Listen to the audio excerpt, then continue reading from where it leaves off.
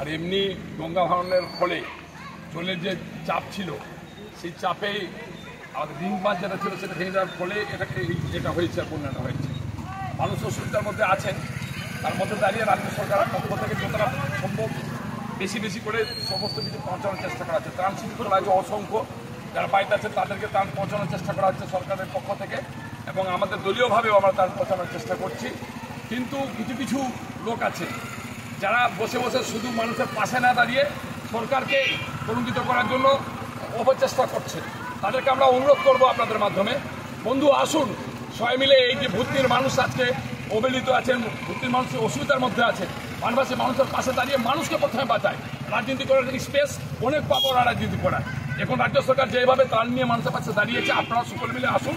কংগ্রেসকে বলবো, সিপিএমকে বলবো, বিজেপিকে বলবো, সবাই মিলে একসাথে এই বানভাসী মানুষদেরকে বাঁচিয়ে তুলি, তাদেরকে সুরক্ষা প্রদান করি, তারপরে রাজনীতি করার জায়গায় রাজনীতি করবো।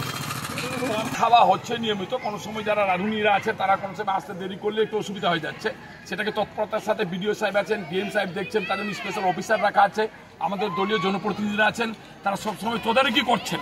কোথাও হয়তো কোনো সময় এত বড় কাজ চলছে, এত বড় যজ্ঞ চলছে, এতটা ক্যাম্প আছে, সব জায়গায় তো কোথাও কোনো অসুবিধা হচ্ছে, সাথে সাথে দেখে নেওয়ার চেষ্টা করছি আমরা। আপনাকে তো আমি একটু আগে বললাম যে কাজ তো করছে রাজ্য সরকার। আজকে বানভাসী মানুষের পাশে কেন্দ্রীয় সরকার অর্থ নিয়ে দাঁড়ানোর কথা ছিল। এখানে বিজেপির সাংসদ আছে, এখানে বিজেপির বিধায়ক আছে আমাদের জেলাতে, কিন্তু তারা তাদের পাশে গিয়ে দাঁড়াচ্ছে না, বাইট দিচ্ছে, টিভিতে বলছে, মানুষকে উস্কানোর চেষ্টা করছে।